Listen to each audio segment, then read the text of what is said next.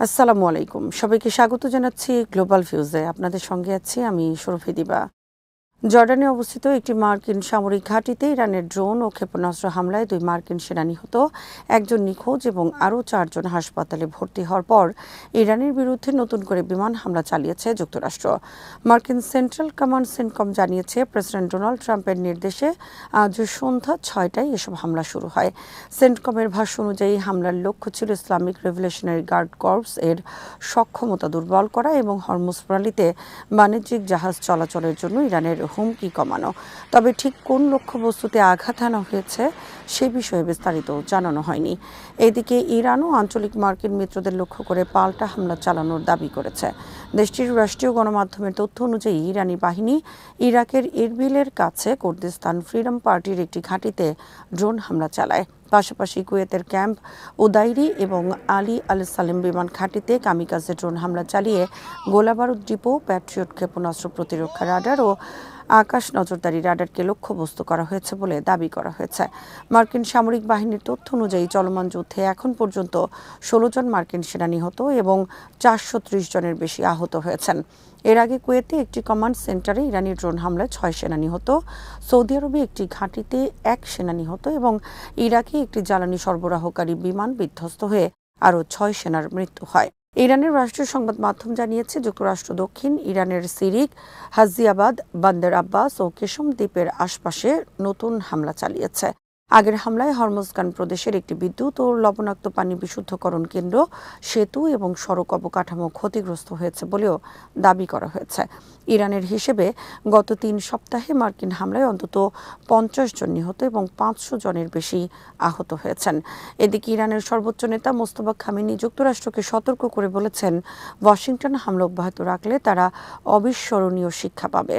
একই সঙ্গে ইরানের উপপররাষ্ট্রমন্ত্রী কাজেম গরিবাবাদি ঘোষণা করেছেন, যুক্তরাষ্ট্র চুক্তি লঙ্ঘন করায় তেহরান 1 মাস আগে হওয়া অন্তর্বর্তী যুদ্ধবিরতি চুক্তির প্রতিশ্রুতি আর বাস্তবায়ন করছে না। এতে মধ্যপ্রাচ্যে পূর্ণাঙ্গ সংঘাতের আশঙ্কা আরও বেড়েছে। ইরানের সেনাবাহিনী জানিয়েছে, তারা কুয়েতে অবস্থিত মার্কিন সামরিক স্থাপনায় নতুন করে ড্রোন হামলা চালিয়েছে। সেনাবাহিনীর জনসংযোগ দপ্তরের এক বিবৃতিতে বলা হয়, হামলায় ক্যাম্প আল আদিরি এর গোলাবারুদ গুদাম এবং আলী আল সালেম বিমান ঘাঁটির সামরিক সরঞ্জাম ও সেনা সদস্যদের আশ্রয়স্থল লক্ষ্যবস্তু করা হয়েছে। তেহরান দাবি করেছে, এই হামলা আন্তর্জাতিক চুক্তি লঙ্ঘন এবং বেসামরিক এলাকায় যুক্তরাষ্ট্রের কথিত হামলার জবাব হিসেবে পরিচালিত হয়েছে। বিবৃতিতে আরও বলা হয়, ইরানের সেনারা দেশের প্রকৃত পরিচয়, হাজার বছরের ইতিহাস এবং ইসলামী শিক্ষার আলোকে এমন একটি জাতির প্রতিরক্ষায় লড়াই করছে যারা কারো উপর অত্যাচার করে না এবং অত্যাচারও মেনে নেয় না। একই সঙ্গে ইরানের সেনাবাহিনী নিজেদের ইরান ও মানবতার শত্রুদের বিরুদ্ধে জনগণের সুরক্ষায় অটল থাকার কথাও উল্লেখ করেছে।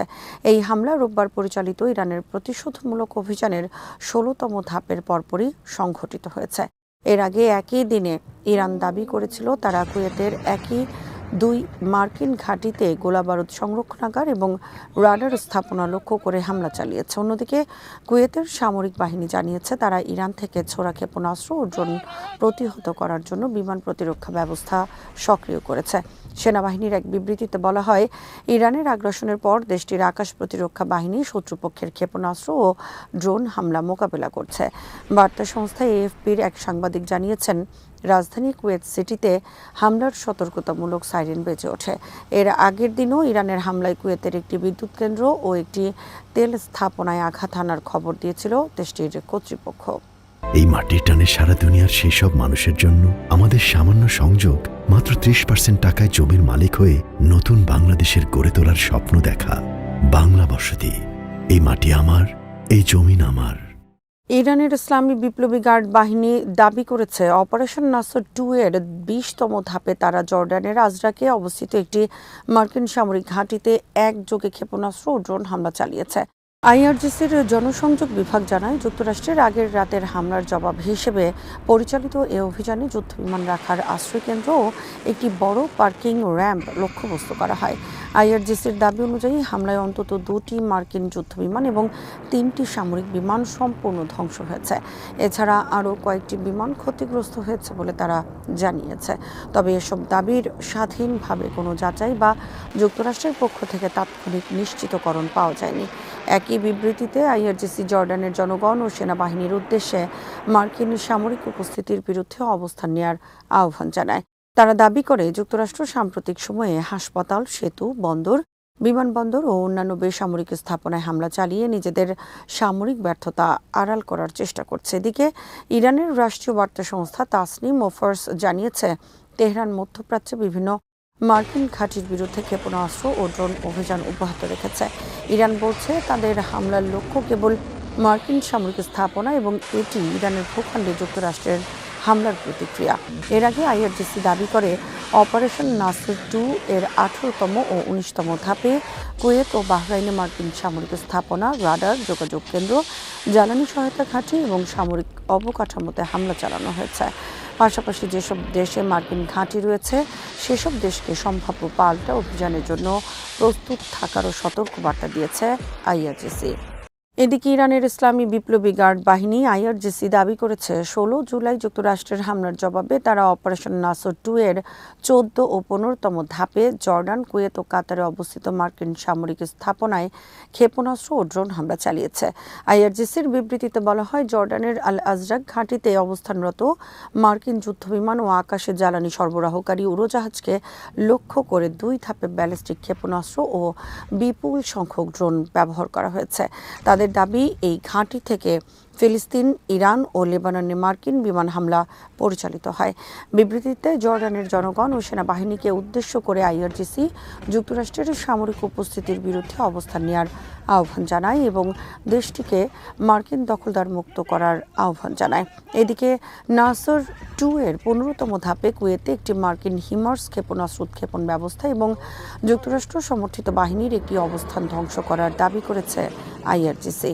একই সঙ্গে কাতারের আল উদেইদ বিমান ঘাঁটিতে হামলা চালিয়ে একটি দূরপাল্লার রাডার ও কয়েকটি মার্কিন কৌশলগত আকাশে জ্বালানি সরবরাহকারী উড়োজাহাজ ধ্বংস এবং আরও কয়েকটিকে ক্ষতিগ্রস্ত করার দাবি করা হয়েছে।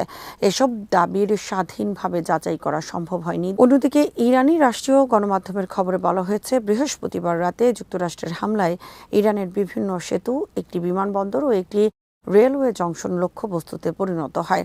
বিভিন্ন প্রতিবেদনে হতাহতদের সংখ্যা ভিন্ন হলেও ইরানের স্বাস্থ্য মন্ত্রণালয়ের সর্বশেষ তথ্য অনুযায়ী 17 জুলাই সকাল 6:30 পর্যন্ত যুক্তরাষ্ট্রের হামলায় 38 জন নিহত এবং 400 জনের বেশি আহত হয়েছেন। যুক্তরাষ্ট্র ও ইরানের মধ্যে উত্তেজনা সংঘাত বেড়ে যাওয়ায় বিশ্বজুড়ে মার্কিন নাগরিকদের জন্য নিরাপত্তা সতর্কতা জারি করেছে যুক্তরাষ্ট্রের পররাষ্ট্র দপ্তর। শনিবার পররাষ্ট্র দপ্তরের ওয়েবসাইটে এক সতর্ক বার্তায় বলা হয়েছে, মধ্যপ্রাচ্য উত্তেজনা বৃদ্ধির কারণে নিরাপত্তা পরিস্থিতি এখন জটিল হয়ে পড়েছে। অনাকাঙ্ক্ষিতভাবে যে কোনো সময় অবস্থা আরও খারাপ হতে পারে। বিশ্বজুড়ে অবস্থানরত মার্কিন নাগরিকদের, বিশেষ করে মধ্যপ্রাচ্যে থাকা ব্যক্তিদের পরিস্থিতির সর্বশেষ তথ্য নিয়মিত অনুসরণ করার পাশাপাশি নিকটস্থ মার্কিন দূতাবাস বা কনসুলেটের নির্দেশনা মেনে চলার পরামর্শ দেওয়া হয়েছে। সতর্কবার্তায় বলা হয়েছে, বিভিন্ন দেশে ফ্লাইট বাতিল এবং সময় সময় আকাশপথ বন্ধ করে দেয়ায় আন্তর্জাতিক ভ্রমণে বিঘ্ন ঘটতে পারে। সতর্কবার্তায় আরও উল্লেখ করা হয়, মধ্যপ্রাচ্যের বাইরেও বিভিন্ন দেশে মার্কিন কূটনৈতিক স্থাপনা লক্ষ্য করে হামলার ঘটনা ঘটছে। পাশাপাশি ইরান সমর্থিত গোষ্ঠীগুলো বিশ্বের বিভিন্ন স্থানে মার্কিন স্বার্থ সংশ্লিষ্ট স্থাপনা বা মার্কিন নাগরিকদের লক্ষ্য করে হামলা চালাতে পারে। এই সতর্কতা জারির কয়েক ঘণ্টা আগে মার্কিন সামরিক বাহিনীর সেন্ট্রাল কমান্ড সেন্টকম জানায়, গত শুক্রবার জর্ডানে ইরানের ক্ষেপণাস্ত্র ও ড্রোন হামলা প্রতিহত করার সময় 2 মার্কিন সেনা সদস্য নিহত হয়েছেন। ফলে ফেব্রুয়ারি থেকে শুরু হওয়া যুক্তরাষ্ট্র, ইসরায়েল ও ইরানের মধ্যকার যুদ্ধে সরকারি হিসেবে নিহত মার্কিন সেনার সংখ্যা দাঁড়িয়েছে 16-তে। নিহত সেনাদের বিষয়ে মার্কিন প্রেসিডেন্ট ডোনাল্ড ট্রাম্প দীর্ঘ সময় কোনো প্রকাশ্য মন্তব্য করেননি। পরে কয়েকটি সংবাদ মাধ্যমের প্রশ্নের জবাবে তিনি সংক্ষিপ্ত প্রতিক্রিয়া ব্যক্ত করেন। আজ এখানেই শেষ করছি। সবাই ভালো থাকুন, সুস্থ থাকুন আর দেখতে থাকুন বিডি ভিউজ। চ্যানেলটি ভালো লাগলে সাবস্ক্রাইব করুন, সংযুক্ত থাকুন আমাদের ফেসবুক পেজে। আল্লাহ হাফেজ। এই মাটির টানে সারা দুনিয়ার সেই সব মানুষের জন্য আমাদের সামান্য সংযোগ মাত্র 30% টাকায় জমির মালিক হয়ে নতুন বাংলাদেশের গড়ে তোলার স্বপ্ন দেখা। বাংলা বসতি। এই মাটি আমার, এই জমিন আমার।